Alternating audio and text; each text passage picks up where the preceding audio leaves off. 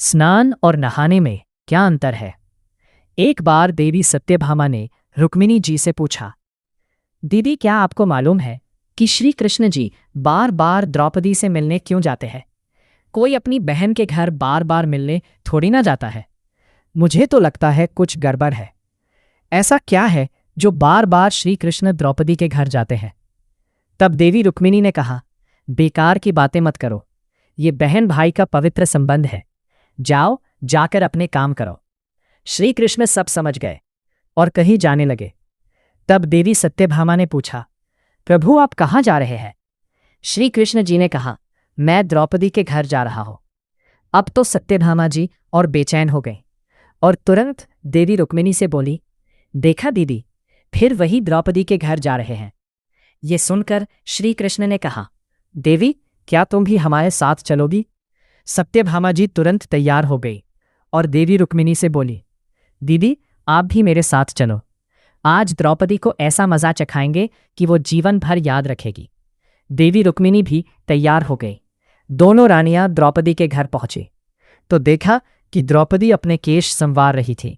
जब द्रौपदी केश संवार रही थी तब श्री कृष्ण ने पूछा, द्रौपदी क्या कर रही हो? द्रौपदी बोली, भैया केश संवार कर अभी आई। तब श्री कृष्ण जी बोले, तुम क्यों केश संवार रही हो? तुम्हारी तो दो दो भाभियां आई हैं, ये तुम्हारे केश संवारेंगी। फिर श्री कृष्ण ने देवी सत्यभामा से कहा, तुम जाओ और द्रौपदी के सिर में तेल लगाओ। और देवी रुक्मिणी से कहा, तुम जाकर द्रौपदी की चोटी करो। सत्यभामा जी ने रुक्मिणी जी से धीरे से कहा, बड़ा अच्छा मौका मिला है, ऐसा तेल लगाऊंगी कि इसकी खोपड़ी के एक एक बाल को तोड़ के रख दूंगी। जैसे ही सत्यभामा जी ने सिर में तेल लगाना शुरू किया और एक बाल तोड़ा, तभी आवाज आई, हे कृष्ण।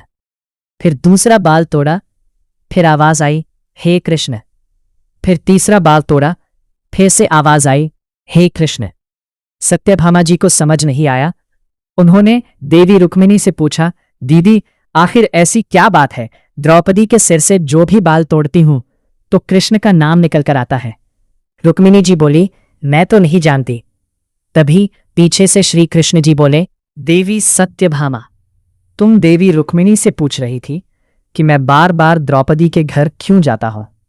क्योंकि पूरे भूमंडल पर, पूरी पृथ्वी पर कोई संत, कोई साधु, कोई सन्यासी, कोई साधक, कोई भी उपासक ऐसा नहीं हुआ जिसने एक दिन में 1.5 करोड़ बार मेरा नाम लिया हो। ये केवल द्रौपदी है जो एक दिन में 1.5 करोड़ बार मेरा नाम लेती है। ये प्रतिदिन स्नान करती है और हर बार स्नान के साथ मेरा नाम लेती है।